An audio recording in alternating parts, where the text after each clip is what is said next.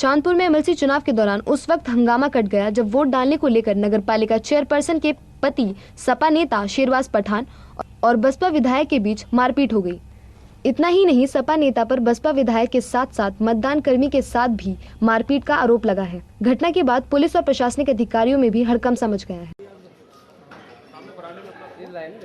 Sir मारपीट ये हुई कि मतलब एमएलसी का चुनाव चल रहा था, मेरी यहाँ फ्रिस्किंग पर ड्यूटी थी, तो मैं तलाशी ले रहा था इन लोगों की।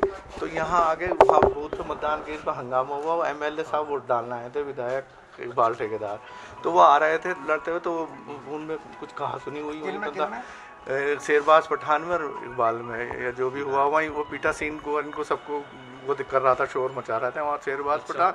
तो वो बाहर वोट बिना वोट डाले आ रहे थे। मैंने इतना पूछ लिया था, वोट डाल दिया आप क्यों ना, तो इतना बोला तो उसने शेरबाज ने बुला के मुझे ना, तू बहुत नेता बन गया, और मेरे सरकारी कर्मचारी हैं। जी मैं ड्यूटी पे था, डीएम साहब की तरफ से लेटर मिला हुआ था मुझे, कल बुलाया था बिजनौर। क्या चाहते हैं?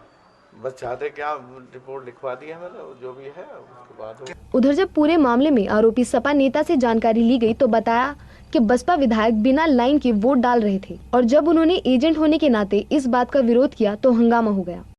आज नगर निकाय का चुनाव था, उस चुनाव में मैं पार्टी की तरफ से एजेंट था। वहाँ सभी लोग खड़े थे लाइन से। मेरी मिसेस भी जो है चेयरपर्सन है, तो उन्होंने भी जो है लाइन में लग करके वोट डाला, और माननीय सभी प्रधान माननीय सभासद, सारी प्रधान बीटीसी, बहुत सारी लंबी लाइन खड़ी थी। तो चांदपुर विधायक आए और सबको उसको लाइन को तोड़ते हुए आगे बढ़े और अंदर बढ़े थे, क्योंकि मैं भी, हम लोगों की भी जो है सीमाएं तय थी, हमसे बताया गया यहाँ से आगे नहीं जाएंगे। तो वहीं से खड़े होकर के मैंने कहा भाई लाइन तोड़ के कौन गया अंदर? तो वहाँ जो अंदर तहसीलदार, तो ने कहा विधायक जी हैं। मैंने कहा कॉन्स्टिट्यूशन में सबको बराबर का राइट है, सब लोग लाइन में लग करके वोट डालें। तो इतनी देर में जो है वो विधायक चांदपुर जो है बहुत गर्म मिजाजी से तड़तड़ाते हुए मेरे ऊपर को चढ़े। कुछ कहा सुनी हुई बस, और कोई बात ऐसी कोई लंबी चौड़ी बात तो कुछ है नहीं, कुछ नहीं, धक्का मुक्का हुआ, मुझे ध्यान नहीं, लेकिन हो सकता है छूट छुटाने में किसी का कोई हाथ लग गया। नहीं, सरकारी कर्मचारी को तो मेरा मतलब ही नहीं है कुछ, वो तो मेरा कोई मतलब नहीं सरकारी कर्मचारी से, वो उनका रिश्तेदार है और वो गलत तरीके से जो है दे रहा है। मुझे सीनियर है, मैं तो कह रहा था, मुझे तो अभी पता चला सडनली कि उसने मुझ पर आरोप लगाया मारने का। वो उसका रिश्तेदार है, उसने लगा दिया होगा आरोप, लेकिन मैं तो, मेरा उससे क्या मतलब है। और जो कहा सुनी मेरी हुई है विधायक से, उसके विजुअल्स हैं जो वहाँ सरकारी कैमरे लगे हुए थे। और बाकी जिस जो व्यक्ति है, जो आदमी है जिसने मेरे खिलाफ कोई तहरीर दी है, जो मास्टर वहाँ ड्यूटी पे था, उससे तो मेरा कोई मतलब ही नहीं है। पीठासीन अधिकारी को मैंने मारा कब है? वहाँ कैमरे लगे हुए हैं, आप कह देंगे मैंने पीठासीन अधिकारी को मारा तो क्या मान लेंगे?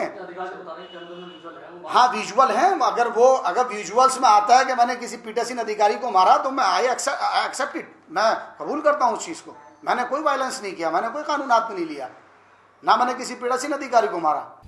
घटना के बाद पीड़ित अधिकारी की तहरीर पर जिलाधिकारी के आदेशानुसार संगीन धाराओं में मुकदमा दर्ज किया गया है। जिलाधिकारी विजय किरण आनंद ने आरोपी के खिलाफ सख्त कार्रवाई की बात की है। मैं नगरपालिका में बूथ बना था, इसमें जो इलेक्शन एजेंट बने थे चेयरमैन पति और यहाँ के स्थानीय विधायक जी जो हैं, उन दोनों के बीच में लाइन में खड़ा होने के लिए विवाद हुआ, हॉट टॉक हुआ और उसमें हाथापाई हुई।